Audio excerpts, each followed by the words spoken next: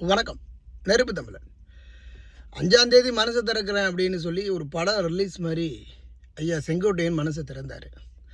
இந்த மனசை திறந்ததில் இன்னும் ஆணித்தனமாக பேசிட்டு இருந்திருக்கலாம். செங்கோட்டையனுக்கு இருக்கக்கூடிய அரசியல் கட்சிகளில் ஒரு மிகப்பெரிய அதிமுகவினுடைய ஒரு செல்வாக்கு அப்படிங்கிறதுல மாற்றுக்கிறது இல்லை. அவர் செங்கோட்டையன் நினச்சா எடப்பாடி பழனிசாமியை தகர்த்தரலாம் போல், அந்த அளவிற்கு செல்வாக்கு இருக்குது.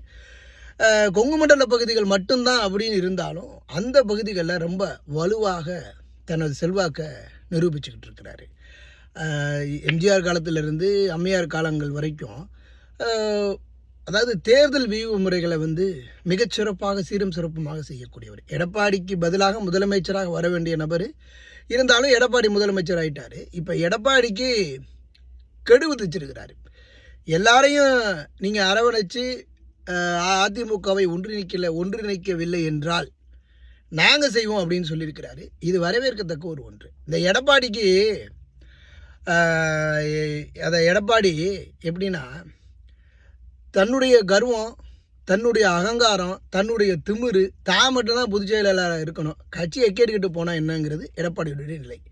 இப்போ நீங்கள் தென் மாவட்டங்கள் எங்களுடைய பகுதிகளில் எல்லாம் நீங்கள் டிடிவி தினகரன், ஐயா ஓபிஎஸ், சின்னம்மா இவங்கெல்லாம் இல்லாமல் நீங்கள் அந்த பகுதிகள் எல்லாம் ஒரு காலமும் வெல்ல முடியாது. அப்போது எப்படி நீங்கள் ஒரு தேர்தல் அப்படின்னு சொன்னால் ஒவ்வொரு வாக்கும் மிக முக்கியமானது. அதுக்கு தான் போராடுறோம். இப்போ இவர் போய் ஊராக 100 தொகுதிகளுக்கு 120 தொகுதிகளுக்கு நான் பிரச்சாரம் பண்ணிக்கிட்டு இருக்கிறேன் அப்படின்னா ஏன் பிரச்சாரம் பண்ணுறீங்க? வாக்குகள் ரொம்ப முக்கியம். ஆனால் இங்கே டிடிவி தினகரன் ஒரு மிகப்பெரிய ஒரு இந்த பட்டியலில் ரொம்ப மிக முக்கியமானவர். டிடிவி தினகரன், ஓபிஎஸ் ரொம்ப ரொம்ப முக்கியமானவங்க, சின்னம்மா அவர்கள்.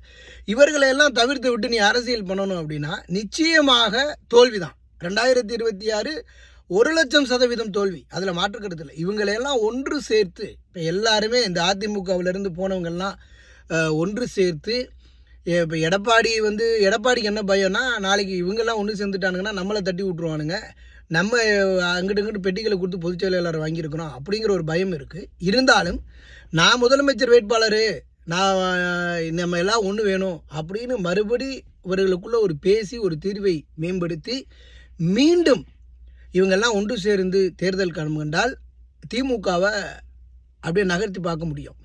அப்படி இல்லைன்னா திமுக ரொம்ப எளிதாக வெற்றி பெறும். இதுவும் செய்யலைன்னா இந்த திமுக பிளவுபட்டு இருக்கும்போது இதில் தமிழக வெற்றிக் கழகம் உள்ள பூந்து அதிமுகவை தட்டி தூக்கிட்டு தமிழக வெற்றிக் கழகத்திற்கும் திமுகவிற்கு தான் போட்டி இருக்கக்கூடிய சூழலும் உருவாக்கப்படலாம். எச்சரிக்கை, இதுதான் அதிமுகவிற்கு கடைசி.